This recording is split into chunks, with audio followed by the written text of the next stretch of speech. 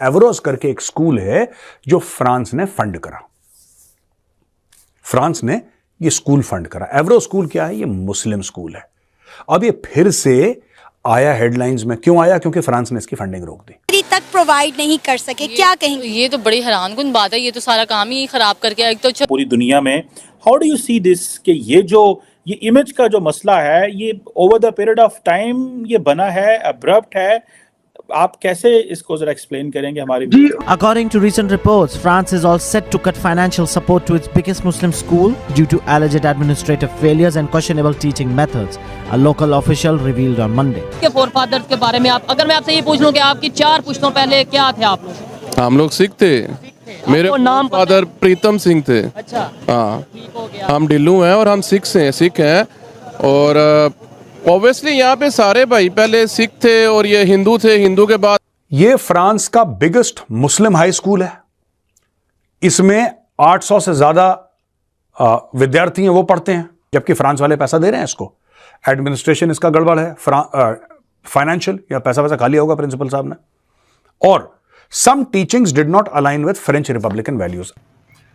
अफसोस उन पे भी है, लेकिन सबसे ज्यादा अफसोस इस्लामिक ममालिक में है, जिनको कोई न परवाह है ना सोच है और अपने लूट में रंग रंग की बोलियां बोल रहे हैं, अपनी कौमों को जलीलो ख्वार कर रहे हैं। दुख के साथ कहूंगा कि दुनिया का सेकंड बिगेस्ट रिलीजन, कोई भी ऐसी जगह नहीं है यहाँ पे वो जलीलो ख्वार ना हो रहे हो, चाहे वो अपने मुल्कों में रह रहे हैं चाहे बाहर रह रहे हैं। ये हालात हैं क्योंकि ना आपको इस्लाम का पता है तो ना सिविलाइजेशन का पता है, तालीम से आपकी दूरी है, इंग्लिश से आपने बाइकाट कर रखा है। अम्बेसडर, हम फॉर एग्जांपल दहशतगर्दी की जंग आती है, हमने दहशतगर्दी की जंग भी लड़ी, लेकिन हम पे इल्जाम लगाया जाता और हमें ही कहा जाता। जय हिंद दोस्तों। फ्रांस में एवरोज नाम का एक स्कूल था जिसमें इस्लामिक बच्चे पढ़ते थे। इस्लामिक स्कूल था जिस पे जो है रोक लगा दिया गया है, उसको बैन कर दिया गया है। जब फ्रांस की सरकार ने वहाँ का सब्जेक्ट और सिलेबस चेक किया तो उसमें सिलेबस में आप देखेंगे, सुनेंगे तो चौंक जाएंगे। इस तरह के उसमें लिखे हुए थे कि यहूदी और क्रिश्चियन को जो है इस्लामिक खिलाफ है, इन्हें जल्द से जल्द जो है ख़त्म किया जाए। जैसे कि वहाँ भड़काऊँ से, जैसे कि वहाँ पे पढ़ाया जा रहा था यहूदियों के और जो है क्रिश्चियन के खिलाफ। आपको मालूम हो कि फ्रांस जो है एक क्रिश्चियन कम्युनिटी सरकार है वहाँ की। जब उन्हें ये नज़र में आया कि ये तो हमारे ही घर में रहकर हमारे ही मारने की बात कर रहे हैं, तब सरकार ने आनन फानन में वहाँ पे जो है फंड पे जो उससे फंड मिला तो उसको बैन किया और साथ में उस स्कूल में बैन कर दिया। आपको मालूम होगा कि उसमें जो जितने बच्चे पढ़ते थे वो सब इस्लामिक थे और स्कूल में केवल इस्लामिक ही बच्चे पढ़ सकते थे, वहाँ पे क्रिश्चियन के बच्चे नहीं पढ़ सकते थे। ये सबसे बड़ी बात थी। जब ये सरकार की नज़र में आया तो फ्रांस सरकार ने तुरंत इस पर बैन लगाया। पाकिस्तान वाले इसको देख करके रो पड़े हैं। लेकिन मैं फ्रेंच वालों से, ये जो फ्रांस के जो लीडर्स हैं ना, राइट, मैं उनसे एक सवाल पूछना चाहता हूं। यार, जब तुम सेक्युलर हो और तुम ये कहते हो कि सेक्युलरिज्म जो तुम्हारी डेफिनेशन है that is almost absence of religion, आप मानते ही नहीं। आप कहते हो कि रिलीजन आपका प्राइवेट मामला, घर पे करो। यार, तुम हिंदू मुस्लिम सिख ईसाई हो, बहुत अच्छी बात है, गुड फॉर यू, घर के अंदर बैठो। फिर तुमने एक इस्लामिक स्कूल को पैसे क्यों दिए? वही चीज है कि कल मेजर गौरवारिया ये बोले कि मैं तो जो चुनाव हुए ना 4 स्टेटों में या 5 स्टेटों में, मैं उसके बारे में आपको बताऊंगा कि क्या चल रहा है। आपको क्या लग रहा है? मुझे ये लग रहा है कि ये जीतेगा, इतनी सीट इसकी आएंगी। आप एक्सेप्ट नहीं करोगे ना? यही चीज मैं फ्रांस की एक्सेप्ट नहीं कर पा रहा कि फ्रांस ने ऐसा करा क्यों है। अब फ्रांस कहता है कि जो हमारी वैल्यूज हैं उससे ये मैच नहीं खाता। स्कूल नहीं मैच खाएगा यार, वो इस्लामिक स्कूल है, उसके अंदर इस्लामिक टीचिंग होगी। आप एक सेक्युलर कंट्री हो, you are a secular country, उसके अंदर इस्लामिक टीचिंग है। आप इस्लामिक स्कूल को पैसा दोगे, उसने क्या सिखाना है? इस्लाम तो सिखाना है। फिर आप कह रहे हो सेक्युलर नहीं है, फिर आप कहते हो कि हमारी वैल्यूज के खिलाफ है। देखिए, बात यह होती है कि इस्लाम के अलग अलग इंटरप्रिटेशन है, और 72 फिरके तो सब कॉन्टिनेंट में है और हर एक दूसरे को काफिर बोल रहा है। तो ये कहाँ पे कमजोरी है? हम क्यों ना अपनी जो है वो स्टोरी एक अच्छी तरीके से सुना सके और अपना पैगाम कुर्बानियां देने के बावजूद, अपने नुकसान कराने के बावजूद, विक्टिम होने के बावजूद अपनी स्टोरी नहीं सुना सके? ये बात आपकी सही है। देखिए, जब 9/11 हुआ तो उसके बाद मगरिब की दुनिया को इस बात का एहसास हुआ कि ये हम वल्नरेबल हैं और उनका अंदाजा ये हुआ कि ये जितनी एक्सट्रीमिस्ट ऑर्गेनाइजेशंस हैं जिसको वो इस्लामिस्ट टेररिज्म कहते थे, अलकायदा और आईसिस वगैरह, ये सारे जो हैं इनको खत्म करना जरूरी है।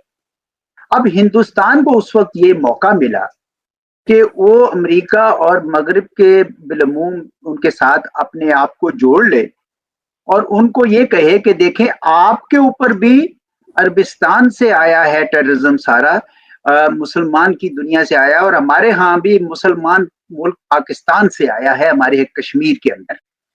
ये उन्होंने एक ऐसा नाता जोड़ा जिसकी वजह से आपने देखा कि आहिस्ता आहिस्ता हिंदुस्तान जो है वो उनका पार्टनर बनता गया उनका। अच्छा, आपने एवरोस करके स्कूल को आपने फंडिंग दे दी, स्टेट की फंडिंग आ गई, यानी कि स्टेट का आशीर्वाद आ गया। अब उसने इस्लामिक टीचिंग शुरू कर दी। वो क्या पढ़ा रहा है? एवरोस वाला क्या पढ़ा रहा है? वो यही पढ़ा रहा है कि जो नॉन बिलीवर्स हैं, जो गैर इस्लामी हैं, वो बुरे हैं, राइट? वो जिहाद के बारे में पढ़ा रहा है। फिर आप कहते हैं कि यार फ्रेंच वैल्यूज नहीं। अब फ्रेंच वैल्यूज कहां से होंगी? तुमने पैसे क्यों दिए? और सबसे पहली बात, पैसे को तो मारो गोली, पैसा छोटी बात है। तुमने इनको रहने की इजाजत क्यों दी अपने फ्रांस में? तुमने बुलाए क्यों अंदर? आज की तारीख में मोरक्कन्स मिलके और जो इमिग्रेंट्स हैं वो मिलके तुम्हारे फ्रांस को फूंकते हैं। अब तुम्हें बुरा लग रहा है यार, हमारा तो आधा देश फूंक दिया इन लोगों ने, जला दिया बिल्कुल। देखो, ये कहते हैं, अच्छा इसके दूसरे तरफ की स्टोरी सुन लीजिए कि कई मुस्लिम्स हैं जो मुसलमान हैं फ्रांस में, वो ये फील करते हैं, क्योंकि फ्रांस में सबसे ज्यादा मुस्लिम पॉपुलेशन है पूरे यूरोप में। अगर पूरे यूरोप पे कहीं पे सबसे ज्यादा मुसलमान है वो फ्रांस में है, ठीक है जी।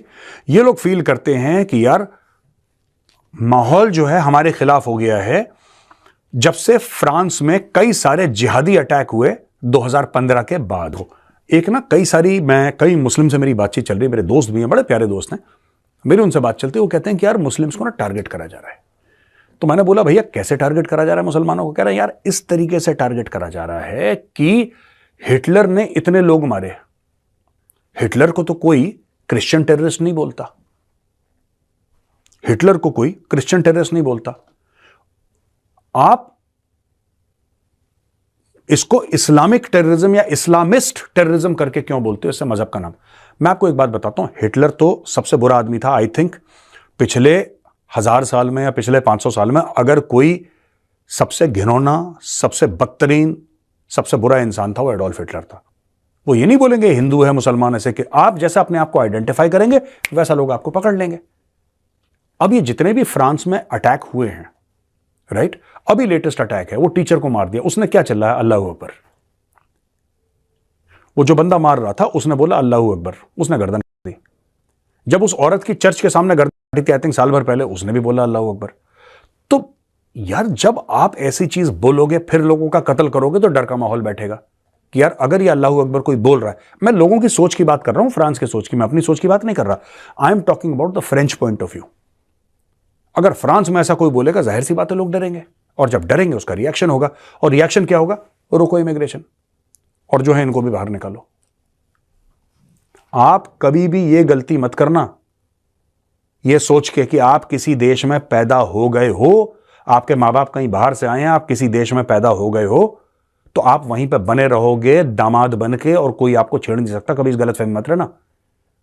इंग्लैंड ऑलरेडी अपने रूल बना रहा है, कुछ खटपट हो रही है लेकिन रूल सेट हो जाएगा। रवांडा से उनकी बात हो गई है, रवांडा से ये बात हो गई कि जितने भी इमिग्रेंट्स हैं हम रवांडा भेज रहे हैं। आपको क्या लगता है और किसी देश से इनकी बात नहीं चल रही होगी? क्या यही मॉडल फ्रांस यूज नहीं कर रहा होगा? यहां पे तो कुछ लोगों ने यह बोला है कि आप इतने 1000 पाउंड लो और वापस चले जाओ। ये स्कूल नहीं, बड़ा सा मदरसा था, इसको मदरसा बोल सकते हैं, क्योंकि मदरसे में इसी तरह की पढ़ाई होती है। आप लोगों को मालूम है कि हर मदरसे में इसी तरह की पढ़ाई होती है, जैसे कि उल्टा सीधा उसमें पढ़ाया जाता है। उल्टा सीधा जो है जिहादी लोगों बच्चों को पढ़ाया जाता है, जिहादी बातें बताई जाती है मदरसे में।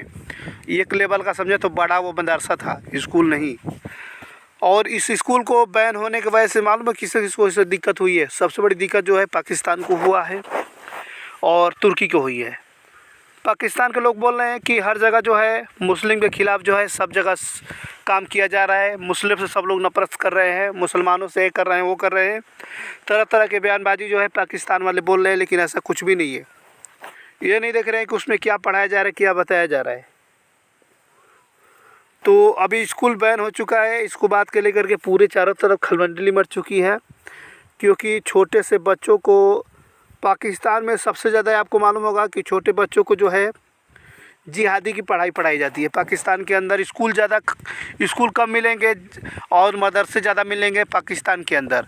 पाकिस्तान में सबसे ज़्यादा जो है मदरसा में बच्चों को पढ़ाया जाता है, जहाँ पे बड़े बड़े मौलवी होते हैं, उल्टे सीधे बच्चों को सिखाते हैं, ब्रेन वॉश करके बच्चों को जो है यहूदी, हिंदू, क्रिश्चियन मतलब मुस्लिम समुदाय को छोड़ करके बाकी सब उनके जो है दुश्मन है, तो उनके साथ ये करना है, तो वो करना है, तो ये है। इसी तरीके से मतलब वहाँ पे पढ़ाई होता है, बढ़ाया जाता है। टेक्नोलॉजी, आईटी और बड़ी बड़ी चीज़ें जो होती हैं उनके बारे में बिल्कुल भी नहीं बढ़ाया जाता है। उल्टा सीधा पढ़ाई जो है मदरसे में होता है।